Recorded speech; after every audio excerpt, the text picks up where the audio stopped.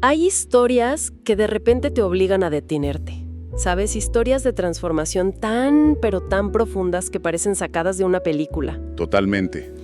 Y uno se pregunta qué tiene que pasar en la vida de alguien para que decida poner toda su existencia bajo un microscopio. Sí, desde la infancia hasta el propósito final. Justo eso.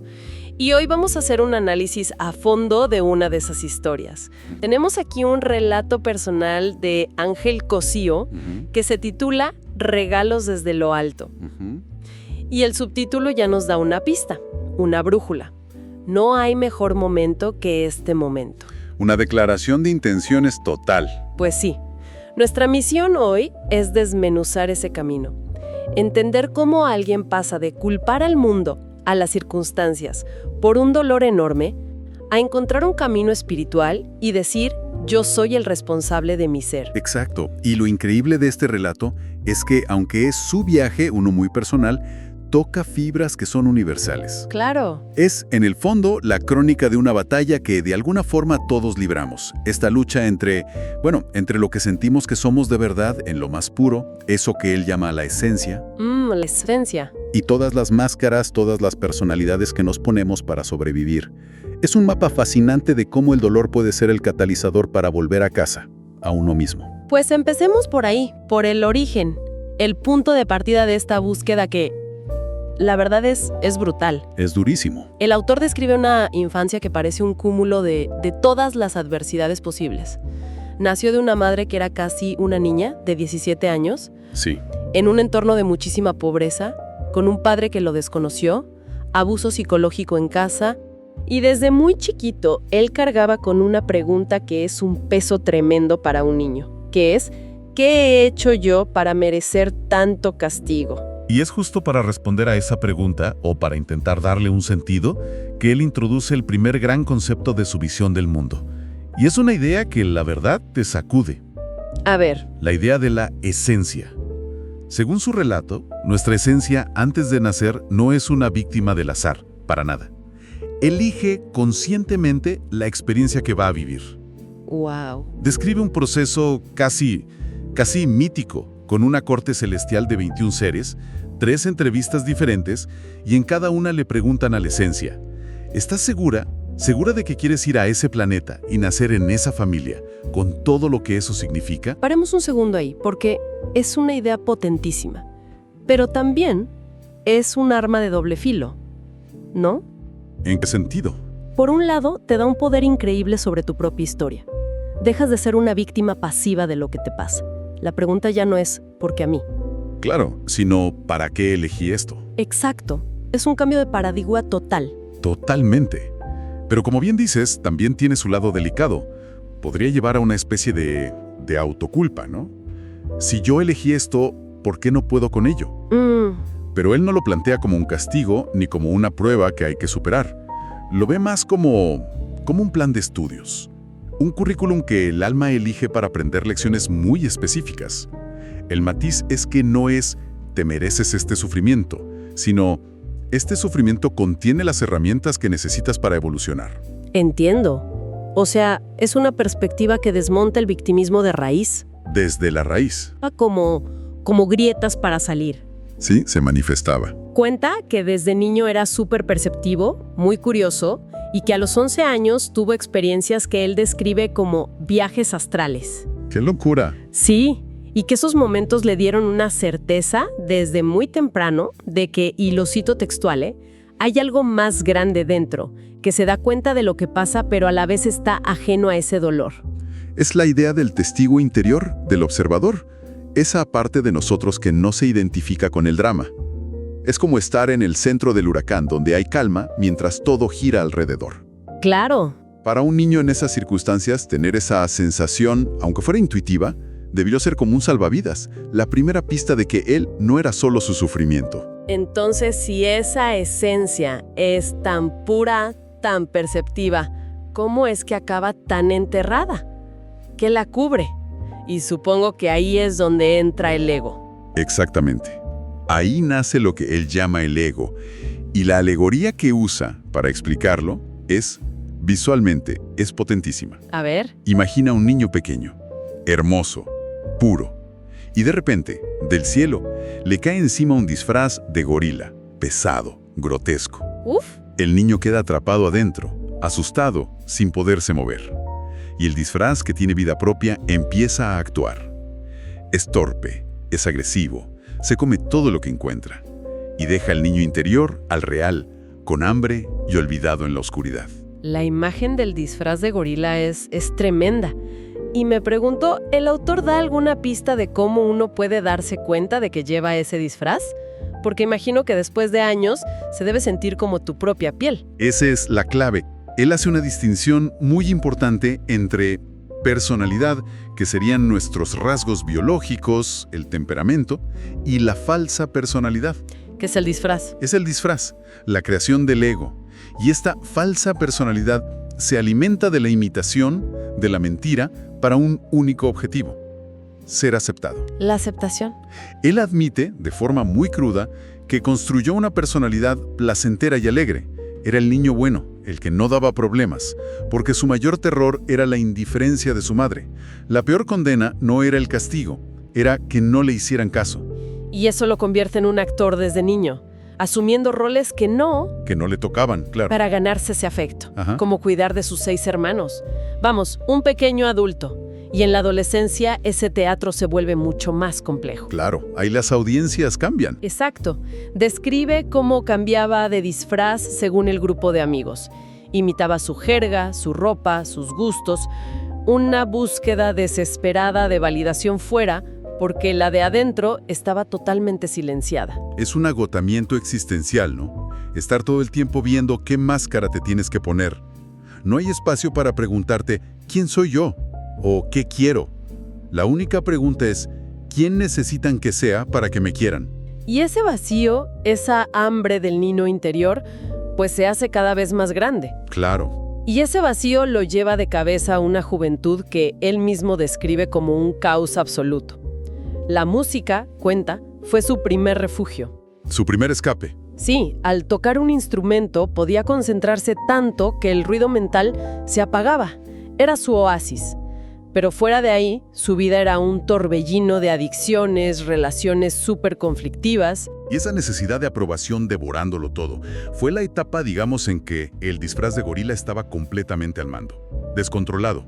El ego en su máxima expresión. Egocentrismo puro. Todo era una lucha, una confrontación.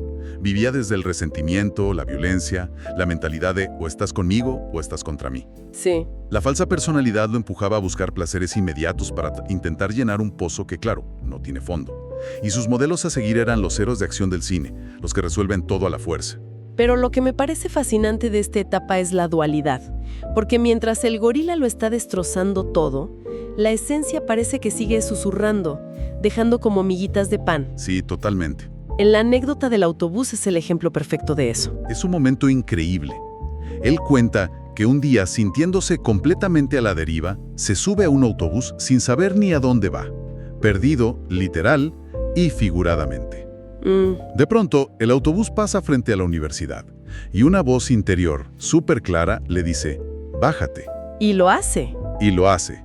Se baja, entra a admisiones como en un trance, pregunta qué necesita para inscribirse y al revisar su mochila, No me digas. se da cuenta de que por una casualidad que parece cósmica, tiene encima todos y cada uno de los documentos. La partida de nacimiento, los certificados, todo. Se inscribió ese mismo día. ¡Qué locura! Es una de esas historias de sincronicidad que te dejan pensando. Para alguien que se sentía tan solo, debió ser una señal clarísima de que no estaba solo del todo. Exacto. Es la prueba de que, incluso cuando el ego hace más ruido, la esencia sigue trabajando en silencio. No grita, susurra.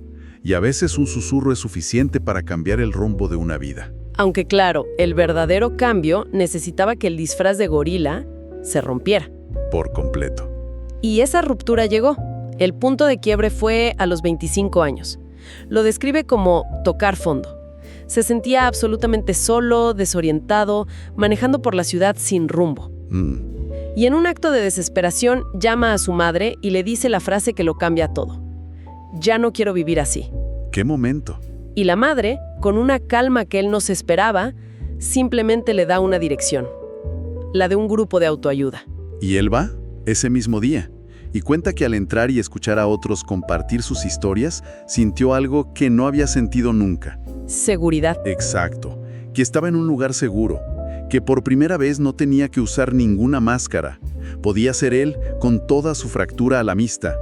Y ese fue el inicio de la recuperación de verdad. Y para describir este proceso, usa una metáfora que es bellísima, la técnica japonesa del kintsugi. Me parece una imagen muy, muy poderosa. Es maravillosa. El kintsugi es el arte de reparar cerámica rota. Pero en lugar de esconder las grietas con pegamento, las rellenan con una laca mezclada con polvo de oro. Con oro. Con oro. El resultado es que las cicatrices no solo se ven, sino que se convierten en la parte más hermosa y valiosa de la pieza. La historia de la rotura la hace más bella. ¡Wow! Y para el autor esto significó un cambio de pregunta. Ya no era ¿cómo me curo?, sino ¿qué estoy recuperando? Y la respuesta le llegó clarísima. Estoy recuperando mi alma. Es dejar de ver las heridas como una vergüenza y empezar a verlas como las vetas de oro de tu propia historia. Y en ese camino aparece otra idea que me encantó, la del hombre delfín. Ah, sí, se la explica a un amigo. Le dice que los seres humanos somos como delfines. Pasamos la mayor parte del tiempo nadando en las profundidades, ¿no? En la oscuridad del océano, que son nuestros problemas, nuestros miedos. La lucha interna. La lucha interna contra los depredadores.